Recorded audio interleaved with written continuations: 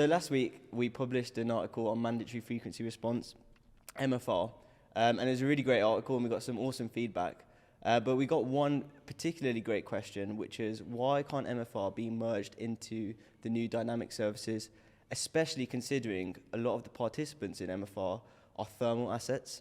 What is the issue of thermal assets providing frequency response services as opposed to battery energy storage? Thermal plants produce way more carbon than batteries, right? They're dirtier plants. Batteries are cleaner energy. And it's worth noting here as well that the way MFR works, because it's a frequency response service, when those thermal plants are called in, they need to make sure there's like headroom or footroom to work with, which means that they actually have to come down from their highest efficiency levels, which means that they're producing more carbon per megawatt hour than they normally would be operating in wholesale markets or elsewhere or delivering base load, right? So all of a sudden, you've then got these less efficient, dirtier plants providing this MFR service. Why isn't MFR being merged into the dynamic services? So at the moment, right, the way all the dynamic services are procured, there are day-ahead auctions for ether block procurement. But MFR is procured intraday. So it's procured via the balancing mechanism. And this essentially gives the ESO this kind of extra lifeline, this extra like emergency thing it can go and call on if it needs frequency response throughout the day. Now, ideally, and the ESO has said this themselves, they would have that dynamic suite would be available, intraday procurement would be available in DC, DMDR. Whether they mean it would solely be intraday or whether they mean it would be intraday and still day ahead, who knows? But yeah, ideally they'd like to get to that stage, but there are issues with them attempting to get to that stage, right? Because it's not a small infrastructural or technological change for them to make. There are loads of things to be considered, like what's your procurement time going to be? Are you going to go down to settlement period procurement? Are you going to therefore procure via the balancing mechanism instead of via the auctions they already have? My guess is at the moment that it's not a priority for them to try and get them to intraday procurement.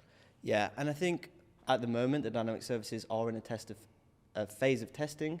We're having that with FFR being phased out throughout the year. And you know, you mentioned some of those points as to why dynamic services aren't procured intraday at the moment. There's a whole load of auction design issues, a whole complexity of issues, which I guess getting the services to be tested fully day ahead is the main priority. And then I guess in the future we can look at bringing MFR or merging MFR or making the dynamic services intraday as we move forward.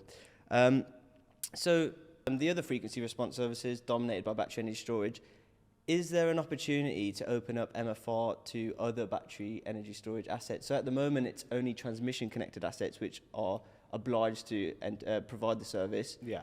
Is there maybe an option to allow larger distributed connected assets to play a role in the service? In theory, yes.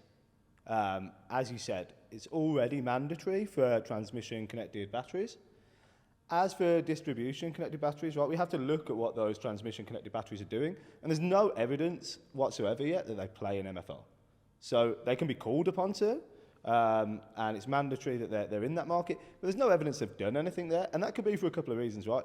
Could be that it's not financially viable, that for them, why would they provide MFR when they can earn more money doing other frequency response services? It might be... And we saw this when dynamic containment was introduced, and the prices were £17 per megawatt per hour, and everyone jumped out of FFR. Yeah, and all of a sudden, you're not really procuring anything for pre-fault services, and that became an issue for the ESO, which now the launch of the other dynamic services has started to solve a bit.